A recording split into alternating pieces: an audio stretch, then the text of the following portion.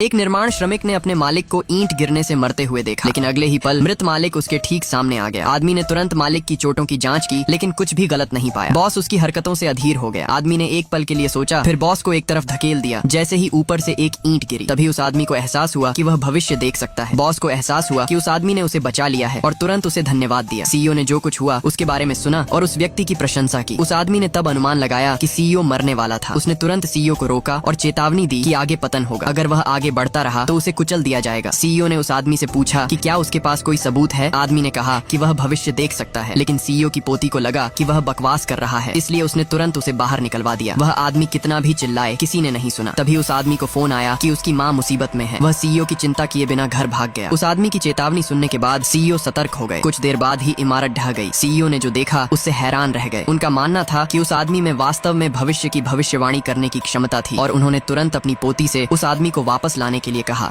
लड़की ने अरबपति के पैर में एक इंजेक्शन लगा दिया। 20 साल से लकवाग्रस्त अरबपति तुरंत खड़ा हो गया। उसने लड़की को चेतावनी दी कि वह उसके पैर को नुकसान न पहुंचाए। तब अरबपति को एहसास हुआ कि वह वास्तव में खड़ा हो गया है। इस समय लड़की ने गर्व भरी मुस्कान दिखाई। अरबपति ने अपने पैर हिलाए और निश्चय किया कि वह ठीक हो गया है, परंतु इस समय वह बहुत घबराया हुआ था। लड़की ने तुरंत अरबपति को तलाक का अनुरोध भेजा। पता चला कि लड़की अरबपति की पत्नी थी। निचले अंग से विकलांग व्यक्ति ने लड़की से कहा कि वह बांझ है, लेकिन जब लड़की उस अरबपति के संपर्क में आई तो उसे यह जानकर आश्चर्य हुआ कि वह अरबपति उपजाऊ था। अरबपति ने कहा कि उन्हें फिर से ठीक महसूस हुआ। गुस्साई लड़की को लगा कि उसके साथ धोखा हुआ है। वह खड़ी हुई और अरबपति को जोर से मारा और अरबपति को विकृत होने के लिए डांटा। लड़की को अरबपति की बात पर बिल्कुल भी यकीन नहीं हुआ। उसने अरबपति को फिर से लात मारी, घूम गई और कमरे से बाहर जाना चाहती थी, लेकिन लड़की ने कितनी भी कोशिश की फिर भी दरवाजा नहीं खुला। गुस्साई लड़की को अरबपति से कहना पड़ा कि उसका पैर ठीक करके बताओ। दोनों को तुरंत तलाक लेने की जरूरत थी, लेकिन इस समय अरबपति को लगा कि लड़की भौतिकवादी है, क्योंकि उसका मानना था कि कोई भी उसके पैर का इलाज नहीं कर सकता। इसलिए लड़की फर्जी तलाक मांग रही थी। महिला ने अपने भयानक घावों का खुलासा किया। उसने एक गर्म बिजली की छड़ उठाई और उसे अपने घावों पर जोर से दबाया। उसने ऐसा इसलिए किया ताकि उसका पति उसे पहचान न सके। असल में 5 साल पहले एक बूढ़ी औरत ने बच्चे न होने के कारण उसे रोजाना प्रजनन संबंधी दवाएं इंजेक्ट करती थी, जिससे उसे एक बेटे को जन्म देने के लिए मजबूर होना पड़ा। जब वह अपने गर्भावस्था परीक्षण के नतीजे अपने पति के पास लेकर आई तो उसने पाया कि वह किसी अन्य महिला के साथ जा रहा था। दूसरी महिला ने निर्दोष होने का नाटक किया और कहा कि वह नहीं जानती थी कि वह आदमी शादीशुदा है। फिर उसने रोते हुए जाने का नाटक किया। उसके पति ने पीछा करने की कोशिश की, लेकिन उसने उसे रोक दिया। वह उसका अपमान करता रहा। दूसरी महिला से फोन लेने के बाद वह चला गया। वह उससे पूरी तरह निराश थी। तलाक का समझौता छोड़कर बाहर चली गई, लेकिन दरवाजे पर बटलर ने उस पर हमला कर दिया और उसे एक गोदाम में ले गया। मास्टरमाइंड दूसरी महिला थी। महिला ने बटलर से हर जगह गैसोलीन डलवाया, फिर गोदाम में आग लगा दी। उसे बदनाम करने के लिए मीडिया के साथ सहयोग किया। ये दावा किया कि उसका एक चक्कर चल रहा था, जिसके कारण आग लगी। उसके पति ने सब कुछ मान लिया। 5 साल बीत गए, वह नहीं मरी। वह बहुत अमीर हो गई और अब वह हिसाब बराबर करने के लिए वापस आ गई है।